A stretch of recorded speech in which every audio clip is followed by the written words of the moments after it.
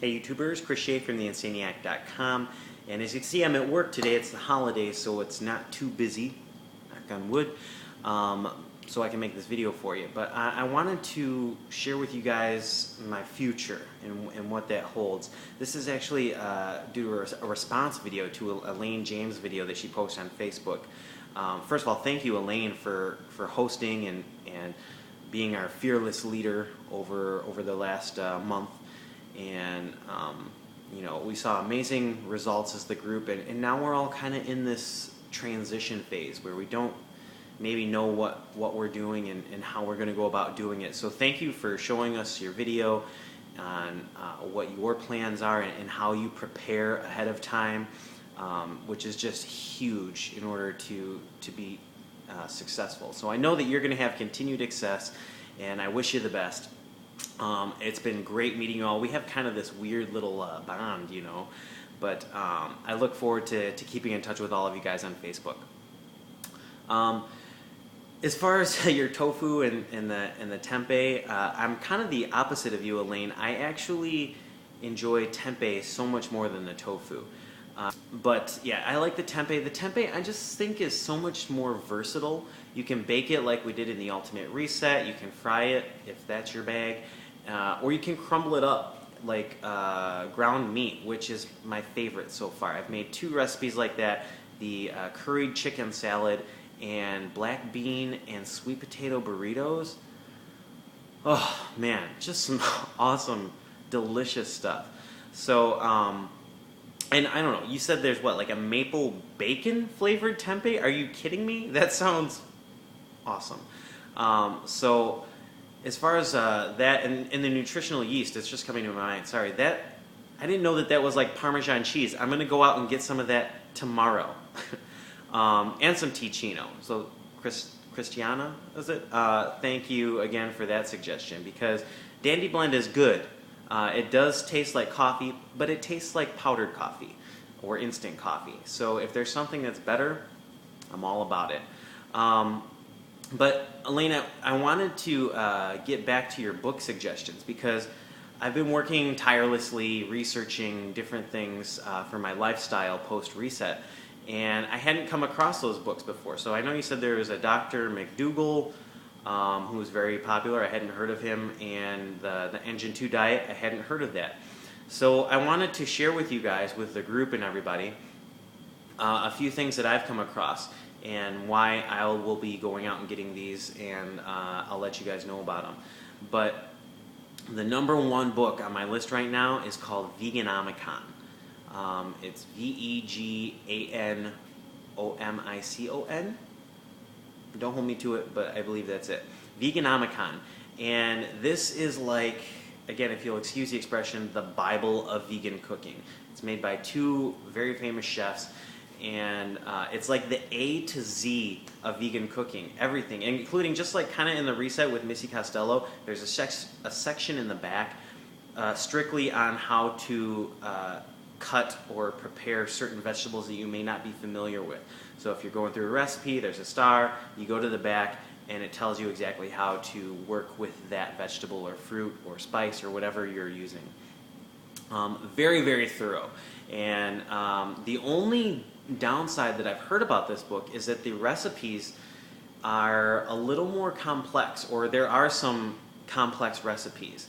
Now to me, that's not intimidating at all, and I actually look forward to that. I want that, because the Reset and X2 recipes are so easy to put together, which is great, but you kind of miss that. I don't know, if you cook for your family at all, or guests, you're having guests over, you know that there's just an awesome sense of accomplishment that comes along with preparing a full-fledged meal and having everyone sit down and just love the food that you made.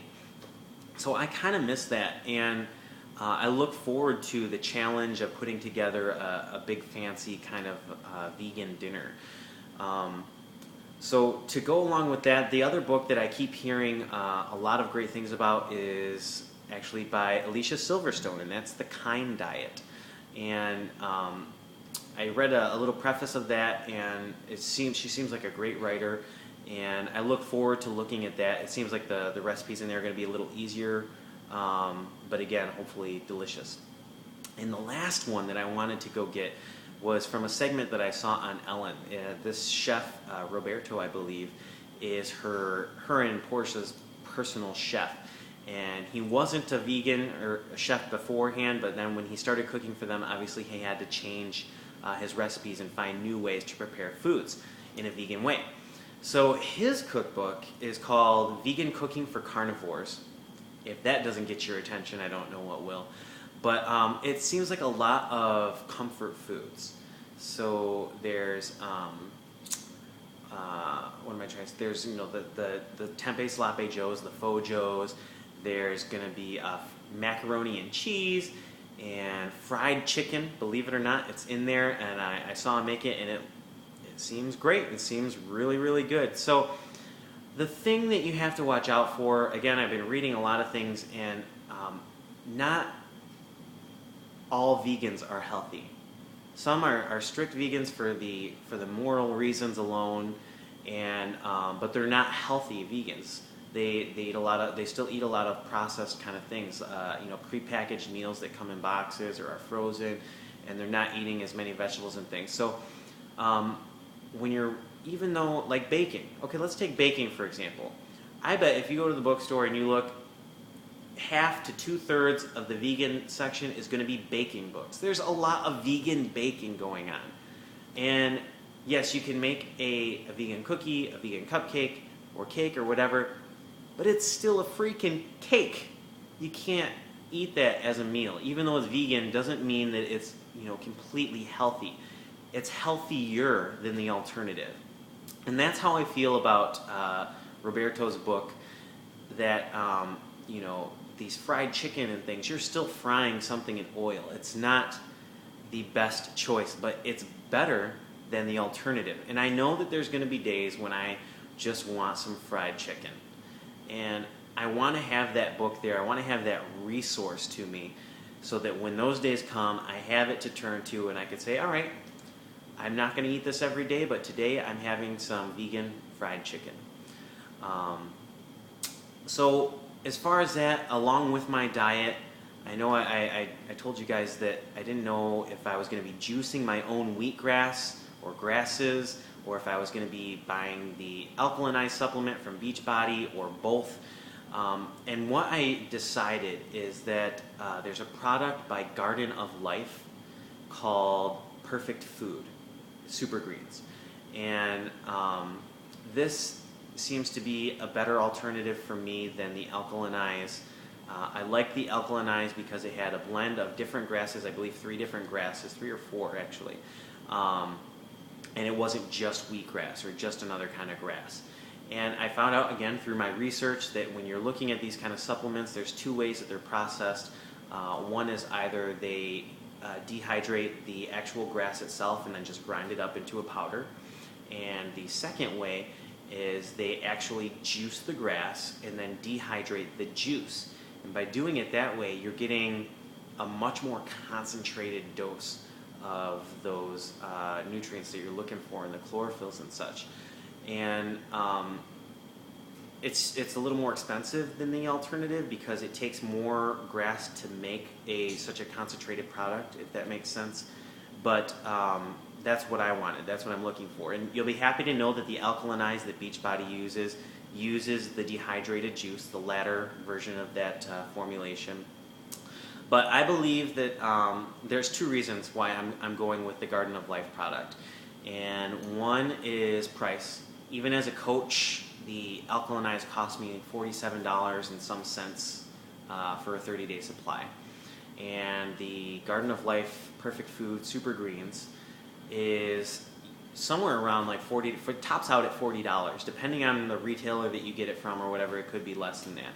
So for $40 for a 30-day supply, and not only is it the super greens with all the grasses, but it also includes your probiotic enzymes in there.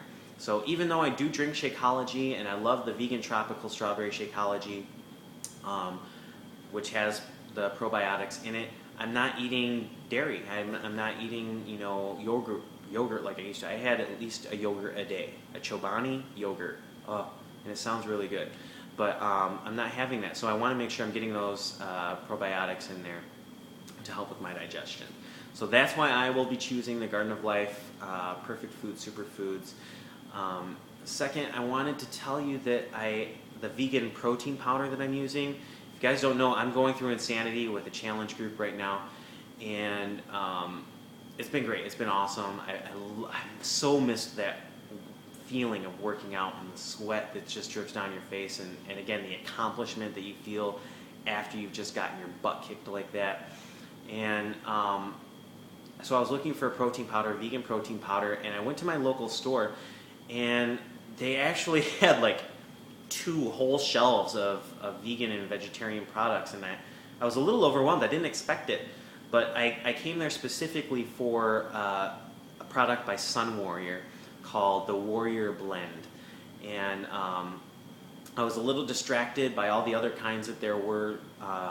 Garden of Life, again, makes their own raw protein powder, and when I was comparing ingredients, the Garden of Life one actually seemed to be superior in the ingredients. It uses entirely sprouted grains, so you got like sprouted quinoa, sprouted camu, sprouted, like et cetera, and it just seemed like such a great source.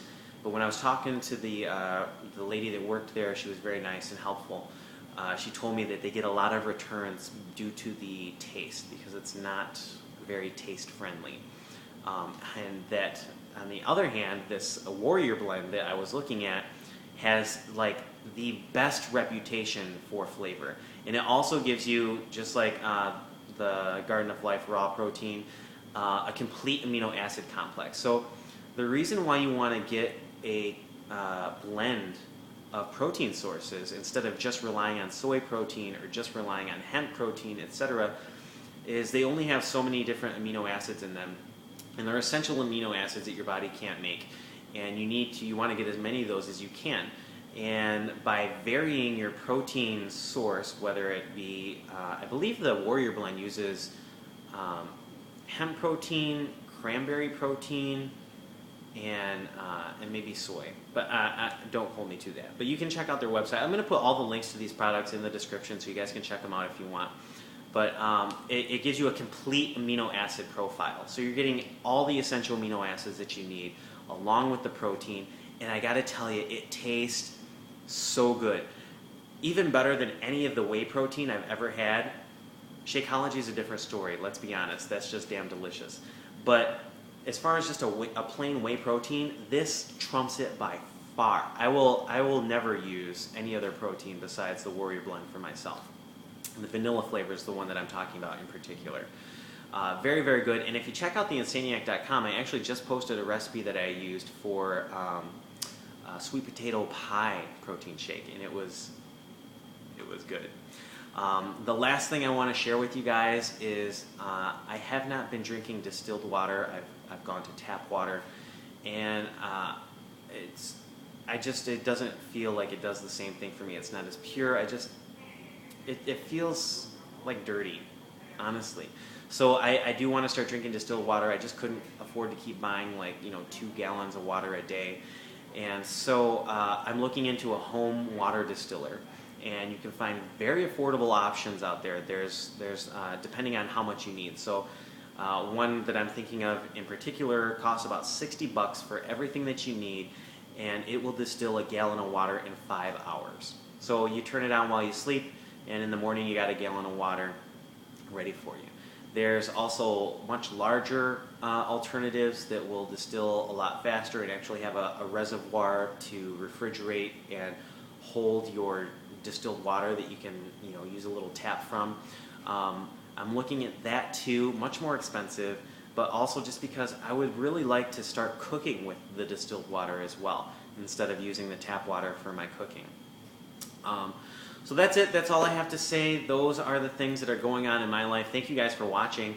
And it's been such an honor taking this journey with you. Thank you for all your help and your suggestions, your motivation, and your accountability over the last month. It's been awesome. I wish you guys continued success and I know you guys are gonna get where you want to go. Check out the links below if you need to get a hold of me.